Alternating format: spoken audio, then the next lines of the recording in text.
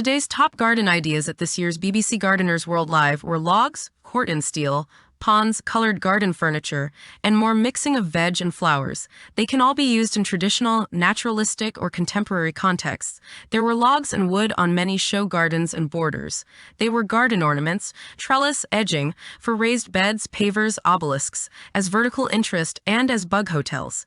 And bark chip was also used in many paths. It's inexpensive, allows rain through, and adds to the natural feel of a garden.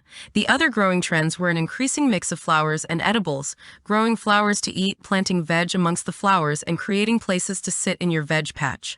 More top garden ideas to look out for included colored furniture. With the increasing popularity of natural or wilder-looking gardens, colored furniture adds definition and contrast. And as any garden designer will tell you, ponds are better than water features. Water features break down and develop faults.